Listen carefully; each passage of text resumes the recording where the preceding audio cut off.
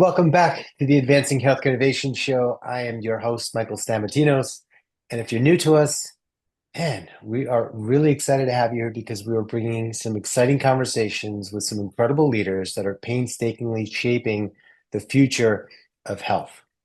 And we're really passionate about a number of different things, but we're really focused on access, healthcare innovation, adoption, and leadership. And if it's your first time tuning in, let me just sort of take a quick step back and tell you what we're trying to do here. So, our focus is bringing real stories of innovation and leadership to life. And the aim is highlighting real folks that are on the ground getting stuff done, leading things, and giving them the opportunity to share their stories with our community on our platform. We've just got an amazing action-packed year with just some incredible leaders. So if you haven't had any opportunities to check out any historical interviews, make sure wherever you are, just hit the subscribe button now. So any of these new interviews come directly to you. So as you know, in our field, things are moving, things are changing. It's crucial to have leaders that can really envision a different future while also eagerly embracing innovation to address a lot of the pressing challenges that we're facing. So, our next guest on the show is one of these leaders. You will be impressed. Today, I'm thrilled to have Andrea Thomas, the president and CEO of the United Planning Organization. So, she's a leader whose work really just having spoken to her a few different times before, her work is really transcending the traditional boundaries of healthcare, but really targeting the very root of systemic health issues, poverty. So UPO has been a pivotal force in combating poverty, serving over 50,000 individuals annually under Andrea's visionary leadership. She leads a team of 400 plus change makers and visionaries that are propelling us into a healthier, more equitable future. She oversees the strategic execution of programs that are pro-education, pro-career, and also deeply pro-community, ensuring sustainable financial stability and generational transformation for those that they serve. So whether it's ensuring that her community has access to nutritious meals and a number of other programs, Andrea's influence really radiates through a variety of aspects of community well-being and empowerment. So the work she and the UPO team are doing shows that caring for a community, it means addressing all aspects of life. And Andrea serves on a number of different boards, including the National Center for Children and Families and other organizations that are focused on community health and support. So today, we kind of get to dive into sort of the intersection of healthcare, poverty alleviation, and community action. So, Andrea, it's so nice to see you. Welcome to the show. Thank you for having me. I'm excited to be with you. Yeah. So before we kind of really dig in, what is something about your leadership journey that most people get wrong? Oh, wow.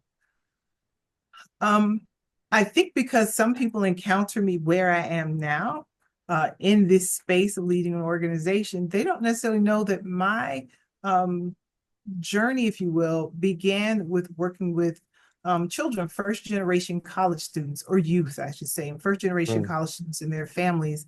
And my first customers, if you will, that I work with were families, Southeast Asian families, Laotian.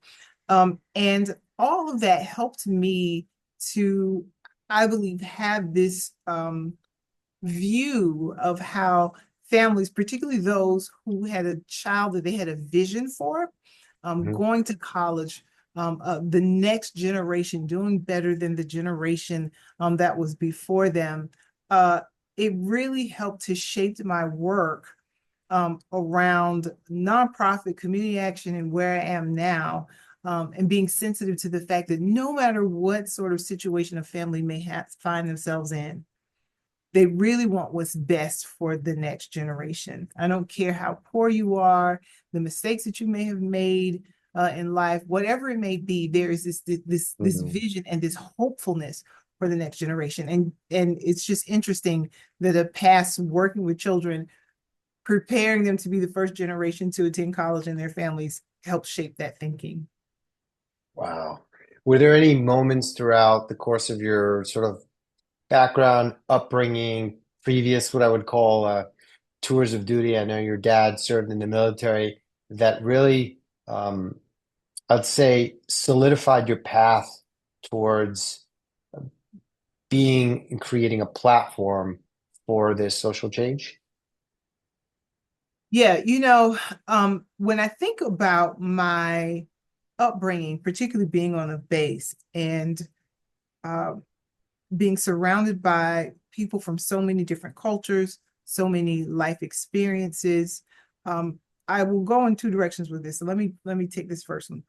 One is anytime you're dealing with leadership, you're dealing with a lot of different people.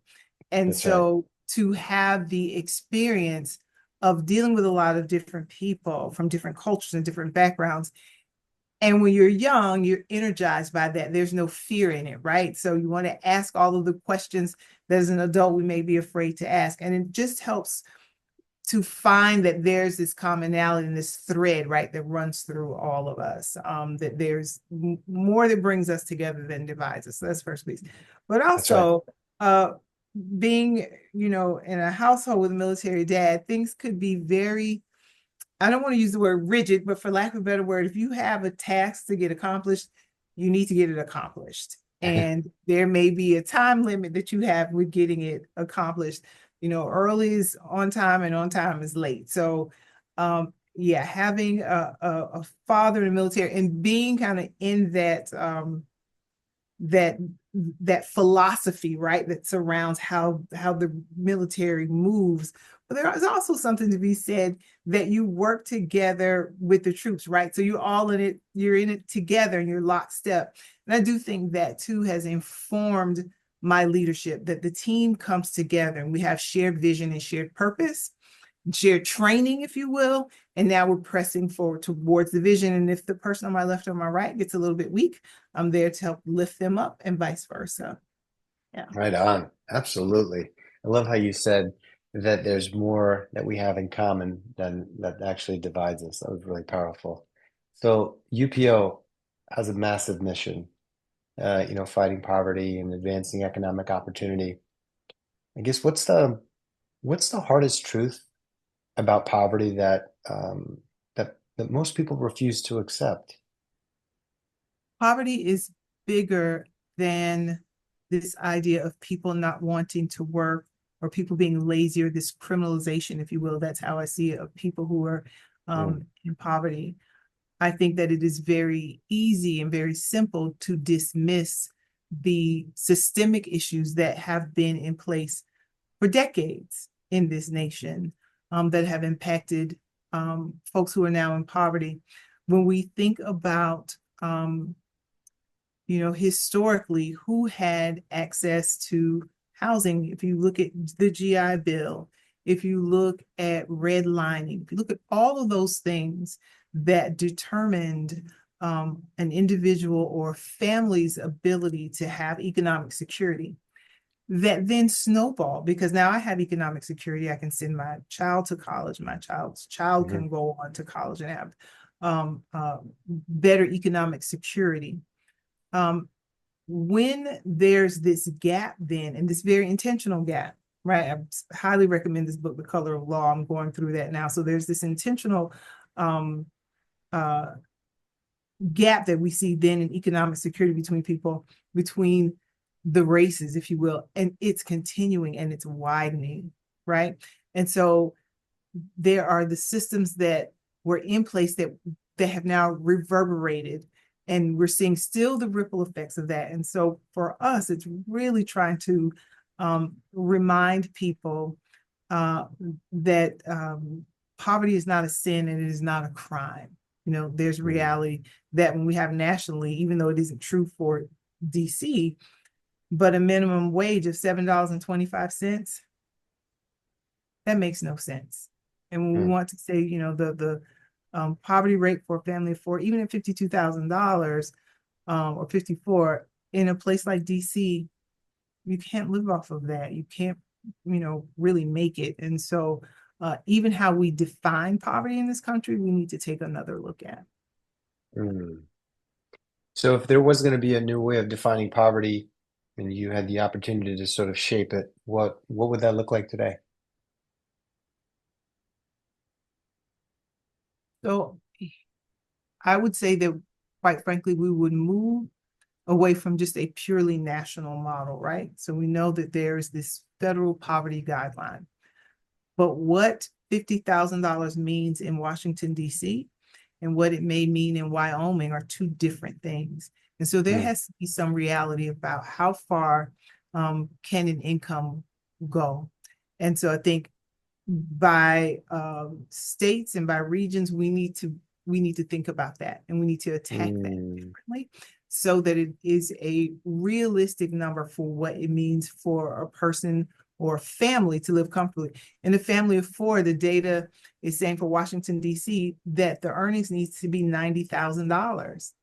So we're still seeing this $40,000 gap, right, between the federal poverty guidelines and what it is to be able to not have a surplus, not be wealthy, just to get your bills paid. Your kids can go to school, you can have daycare, you can get your groceries and those sorts of things.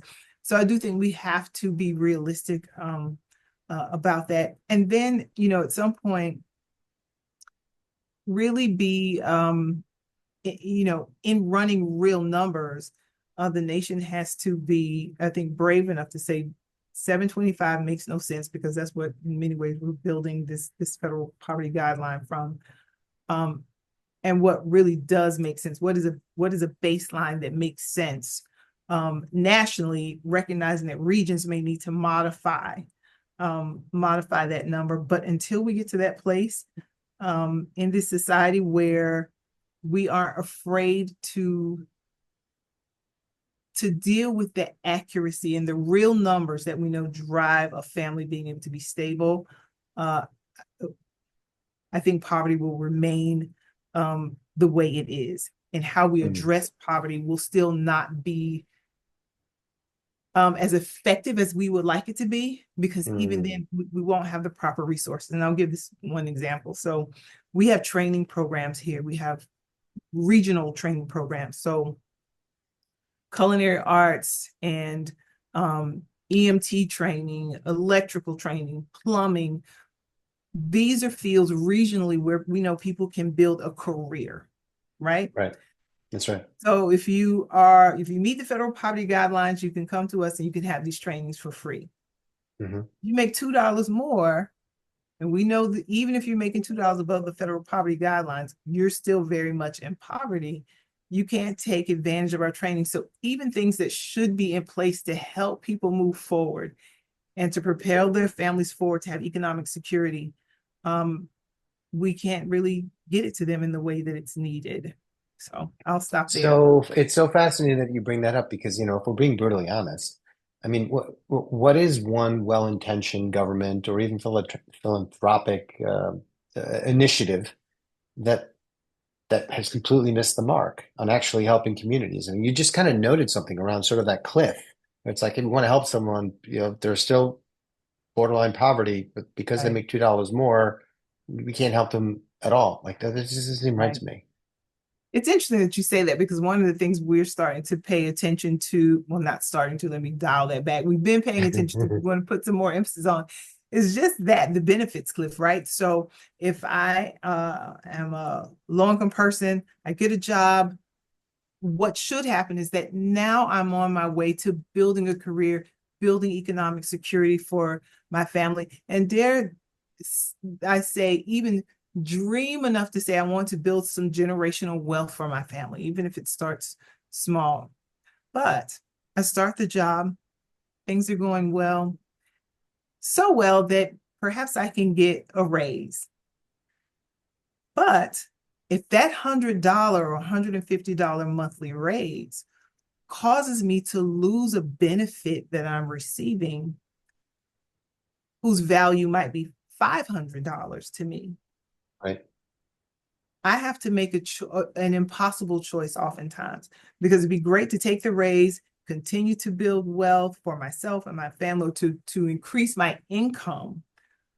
But if I know this income still isn't enough for me to be beating, if you will, the poverty line and create stability, and then if I lose some sort of benefit, whether it's a health benefit, a food benefit, now I've put my family back into a deficit. And so Mm. we need to pay attention to this benefits cliff and find a better and more graduated way to help families stabilize. My belief is that more people then stay in work, they build careers, and eventually they find, okay, I don't need the benefit anymore. I'm stabilized. And it may take time, right? That's one of the things that we Yeah. share with folks as they come to us. Yes, we will work with you. We'll get you through our training programs. We'll help you to find a job. But that doesn't mean that you are going to have all the wealth that you need in 6 months.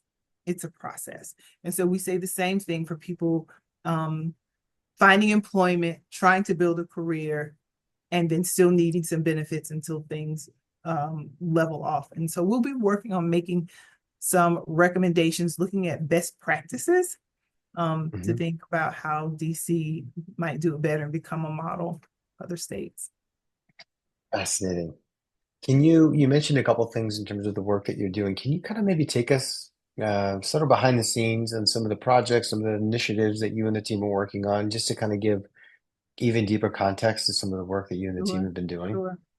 Because we started off talking about health, I'll just say a few things about our community impact zones. And so they have been going on probably for about 3 years, right? Really during the beginning stages of the pandemic that this came about. So we're finally starting to anchor these community impact zones.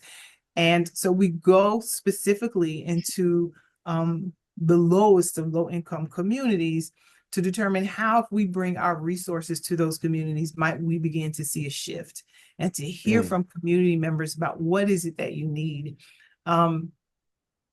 We are learning as it, well, I keep saying we're learning. It's confirming what we know and what we're seeing, particularly around mental health, that people Yeah. are stressed out. And it seemed to increase, I'm sure that you know this, post-pandemic, both for adults and for young people.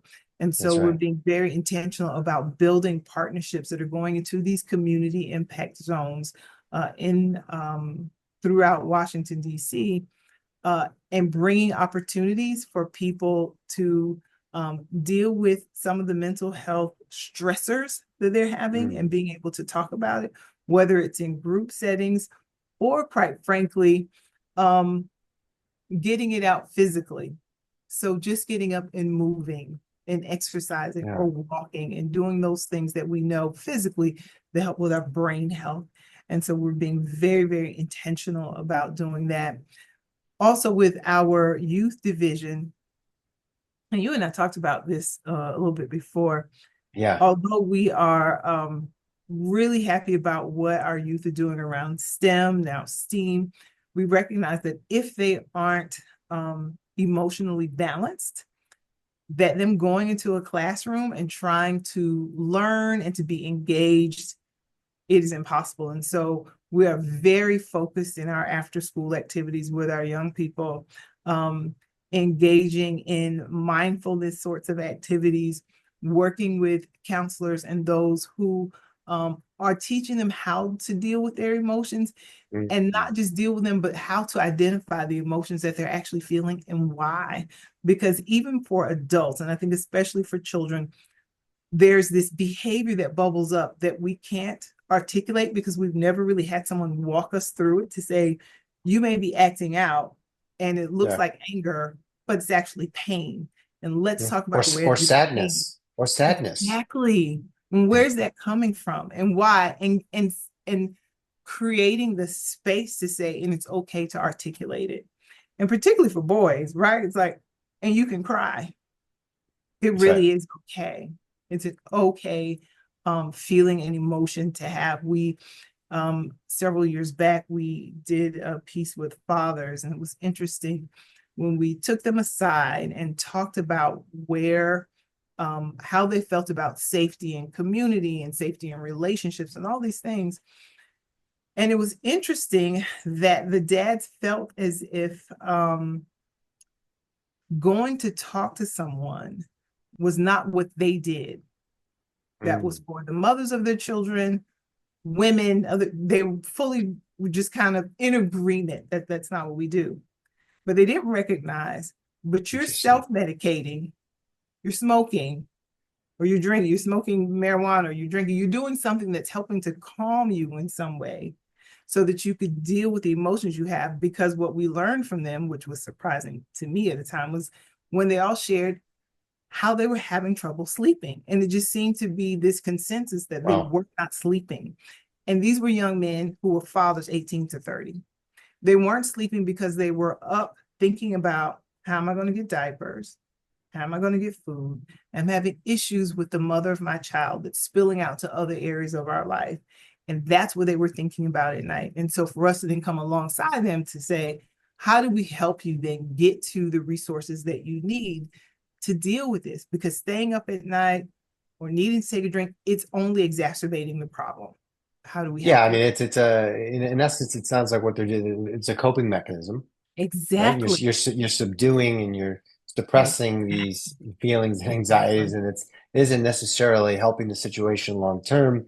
You think it's a short term fix. The truth of the matter is, you're not actually advancing and moving towards the better outcome. Exactly.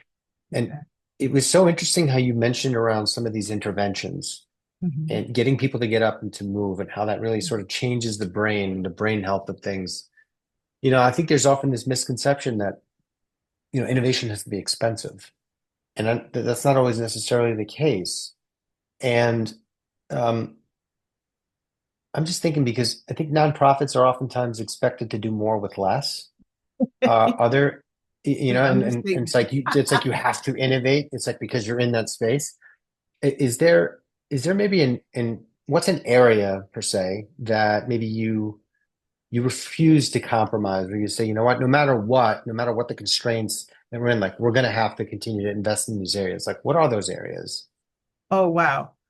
So for us, no matter what is happening around us, when it comes to, for us, our adult education, the care that we give to those families, I'll say education just in general, but Yeah. because of the nature of the type of organization that we are, the adult education that we do goes beyond coming in, get a certification and go, right? All of Hmm. these pieces that I talked about are very much a part of us being in service to the person who comes through our doors. How Yeah. are you doing mentally and emotionally? How has your experience been in the world of work? Once you go to work, how do we advocate for you or assist you there so that you are stable?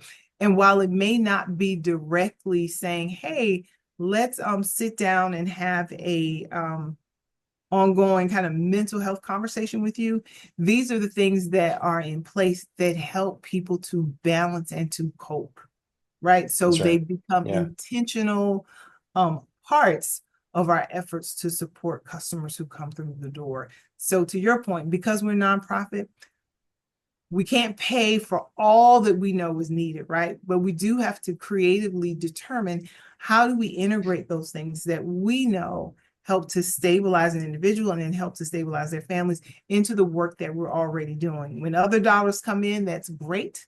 But with what we have now, how do we stabilize that? So making sure that's in place, because we know if we can get those adults moving forward, being economically secure, that means when the children come home, they aren't coming home to parents who are angry and frustrated, That's right? right. That's right. That they then get the food and the nutrition that they need. These are things that we don't always think about with brain health and how we feel. So it then creates this ripple effect throughout the family and then ultimately throughout the community. So it's the integration of what we know is needed into particular our adult training programs, because it's about building a family, right? And then building the community. And let me say one thing about family, particularly as a single person. When I say family, it may be one person, but we're all connected in some way, even if your family are your friendship networks, right? Yeah, we talk We're about this often with a dear friend of mine. We call it our chosen family. You've got your exactly, family, and you've got your chosen family. exactly. Yeah. Some of the things that you were touching on just reminded me a lot around the concept of like whole person care. All these different aspects that are coming together. Yeah. And as you mentioned, around some of these core challenges around mental health, food, there's and even having, budget constraints, and you're trying, hey, what can we do that's going to get the person stable? So that I'd say there's like a sort of a sustainability, and yet what is it that we have to intervene with that is urgent so that we can get them to sort of a sustainable state? So Yeah. that's there's a lot of pieces to that. Right. That's not always necessarily easy. Have there been any particular projects, initiatives that you've worked on now with the team that you look back on and you're like, wow, man, that was so surprising. Really proud of the team. Can you maybe share some stories around that? Um, there have been so many, so many things. I'll share a couple. One was during COVID, how quickly the team convened to ensure that the community had all that it needed, even when it meant putting themselves in harm's way. So we took care of the children of first responders so that they could go to work and they could save lives. When we were providing hot meals to the community who could come to our center and receive that, people have to be out to do that, and to do that in the midst Mm, of a pandemic, to ensure that folks who may have not had stable places to stay, I've been couch surfing, that they could come and have a hot meal and, quite frankly, feel a bit engaged with people, because there was so much isolation during COVID, making sure that senior citizens not only received the food that they needed, but were also being contacted, so that that social isolation that often can lead to mental health issues, dementia with our senior citizens, that we remained engaged with them in that way. Um, Even a teacher having her children come out, we had to close our schools, but hey, parents, bring your kids out to the park and I'll read to them, and we can still socially. mm. So it's those sorts of creative things, and, quite frankly, very sacrificial acts that the team here did, that reminded me and made me feel proud about why we do this work that we do every day. Nonprofit and human service is never going to be a get rich field, but they are certainly rich and have wealth and spirit. That's totally right. You're like, it's a different type of richness that you get from an return on Yeah. enrichment for those that you serve. Yeah. Oh man, my mind's going in a few different directions now. Um, if has there been, on the contrary, maybe um, a project that you've tried to initiate where you've had a lot of resistance, and then as a Mhm. leader, how do you sort of navigate through that? Because you're dealing with so many different stakeholders, and it just seems as though like Mhm. alignment is really important. What Yeah. happens when you know something's right, you're not getting the alignment? What happens then? I think, what's top of mind. I don't know resistance. I may come back to the idea of resistance, something that we started that I wish we would have had the resources to continue. And I think revisiting the philanthropic community, to get back to this whole mental health piece. We at one time had funding where we could um, send folks for a series of mental health or counseling visits, so we could pay for that for them. And I think that it was a tremendous benefit to the community, to the young people who were able to do that. That sort of thing can be costly, and trying to find the funds to continue that was a bit of a challenge. Um, so I don't necessarily believe it was pushback, but I think sometimes, the nature of um, philanthropic funding, there are things that are of interest at different times and at different levels. And I'll just say that I wish we would have had the resources to continue that, because it's sorely needed. And our community needs assessment that we just completed um, is showing that it was needed at that time, and the community is still saying that one of its major issues is mental health support. And so we're going out and we're asking the community, what do you need? And that's the feedback that we're getting. So Hmm. I don't know that I've had any real, you know, push back. But that's something where I wish we would have gotten the funding we needed. I'd say, you mentioned earlier that, a gentleman between the ages of 18 and 30, they have lack of sleep. They're thinking about, how do I get diapers? How do I provide? Um, I mean, you as a CEO of UPO, I mean, what is something that, keeps you up at night? Is it what you just Mm, mentioned around programs that you have that you want to fund and move ahead? I'm just sort of curious, just as a leader, what do you think about? sure. Um,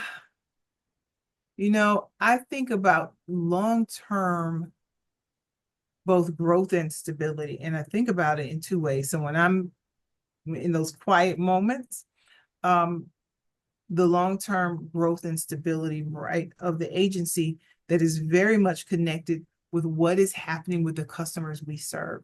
So, for example, when I look at even what we're training towards, I'm constantly asking the team here, will this make sense in 5 years? Or is Mm, this going to be automated? Because if it's going to be automated, then we need to be thinking and planning for that right now. We need to be making some projections now. What funding may be going away um, based on any number of things that could be going on? And how do we then prepare for something that we know that the community needs? We know the funding could go away, and we need to prepare that 4 or 5 years from now, not tomorrow, 4 or 5 years from now, we know what we're going to do. And those sorts of things, um, for me as a leader, ensuring that we're able to do the work that we need to do. Again, not tomorrow, but 4 or 5 years from now. Those are the things that keep me up because I can't wait until we're mm, there. Um, and I am very sensitive to it. I don't want to say concerned about, I'm sensitive to automation. mm, Um, and what it means for particularly for people who are going to be taking first entry level jobs, right, in certain fields. So what does that mean for them? And then the future of funding to do the work that we're doing, and where that funding might come from, and where it may be reduced in the future. mm. Yeah. And I don't even know if this wasn't pre-scripted by design, but we've been talking a little bit about mental health, and I'm just sort of curious around some of the things that you're facing in your role. Having spoken to a number of different professionals, it seems as though like burnout's a real thing. Mm. With physicians, there's moral injury, there's burnout, whatever you want to call it. Is there um is there a particular routine or mantra that sort of keeps you grounded? And is there anything that you're sort of showcasing and guiding not only families in the community, but also I would consider those that are working within the agency to help to kind of give them the tools to navigate through that? What are some of those, if any? So one of my mottos is that she who laughs lasts.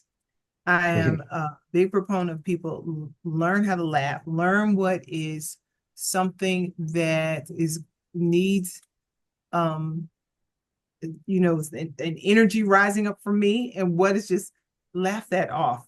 It's okay. In the world of all that we have to do as leaders, we have to know when to laugh at some things, and to just let it go, let it roll off your back. And that's for me, I think one of the things that I try to bring, particularly to my immediate executive team, um, when we need to let things go, when we need to have just honest conversations with one another, and creating this fresh air, which is what we call it. It's like, let's call a thing a thing. Let's deal with a problem head on Yeah. together, even if it's with one another. But also learning to give one another some grace, right? And I'm Mm, really, really big on, yes, we're all going to make mistakes, things happen, give one another grace, and learn to cheerlead one another. And that is something that more and more I'm finding in this role is really important.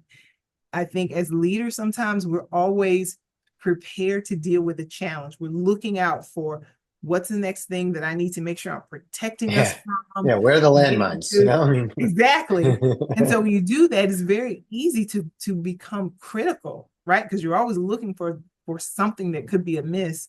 Um, but putting that same energy into being appreciative, um, recognizing the team in my monthly meetings now with my media team. We have an area called shout outs. So let's shout out something that your team members done that maybe no one has seen, but we need to say, hey, I saw you, even if no one else knows that you did this Mhm. great thing. I saw you, and I want you to know that I saw you, and that I'm going to cheerlead for you. So yeah, so that's Yeah, one of the things I've there's added been that I'm hoping is helpful. there's been so many golden nuggets that you've sort of shared, and maybe you've already addressed these, but um, you mentioned around encouragement, the ability to laugh, and if you were to sort of talk to your younger self, maybe 15 years ago, 20 years ago, sort of starting out within your journey, what advice would you offer uh, Andrea now? If we're talking about 15, 20 years ago, I would tell her that while the notion of the imposter syndrome is real, she's just a ugly voice in your head that has no power. Forget it. Mhm. That you are as bright and as accomplished and as visionary as people around you believe you are. Embrace it and run with it, and um, trust in yourself and know that you are enough. You are more than enough. So that is what I would tell that very cautious, very scary person from 15 and 20 years ago. Was like, can I take on all of these new challenges that everyone believes that I can do? And I'm hesitating. Yes, you can do it. Dive in. There was a magnet someone gave to me, and it said something about just as the limb, she went on a limb, and the limb broke beneath her, and it was then that she discovered she could fly. And I love that. Yeah. Mm, that's pretty awesome. You know, Mhm. you mentioned about this earlier about as a CEO, you're looking out and seeing things and not trying to be critical.